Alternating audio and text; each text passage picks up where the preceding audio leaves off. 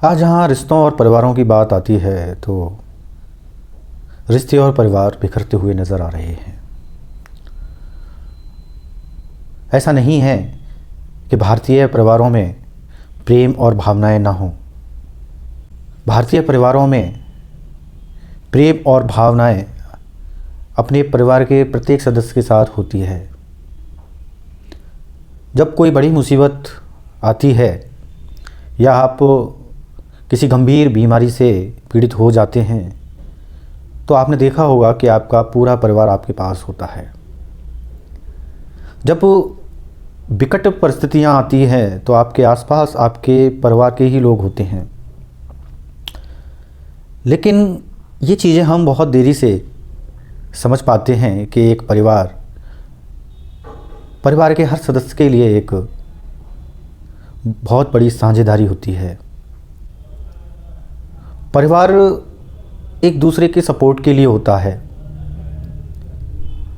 लेकिन पता नहीं क्यों आज परिवार ही एक दूसरे के लिए बाधा बने हुए हैं। कहीं ना कहीं हमें परिवारों के संचालन और परिवार के सदस्यों के बीच होने वाले कॉन्वर्सेशन और इसके साथ ही व्यवहार कुशलता जैसी चीज़ें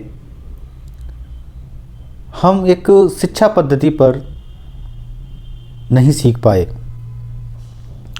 और जहाँ पर प्रेम और भावनाओं की बात आती है तो हमें लगता है कि हम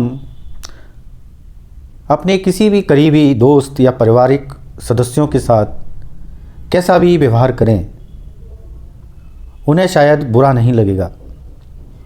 और इसीलिए मजाक जैसी चीज़ें या एक दूसरे की खिल्ली उड़ाने जैसी चीज़ें हमें देखने को मिलती हैं। हम हर किसी का मजाक नहीं उड़ा सकते, हम हर किसी की खिल्ली नहीं उड़ा सकते, लेकिन जहाँ दोस्तों की परिवार की बात आती है तो वहाँ पर हम किसी का मजाक उड़ाते हुए या किसी की खिल्ली उड़ाते हुए नज़र आते हैं। ऐसी ही और भी बहुत सारी चीज़ें हैं जिसकी वजह से हमारे रिश्ते प्रभावित होते हैं और हम समझ भी नहीं पाते।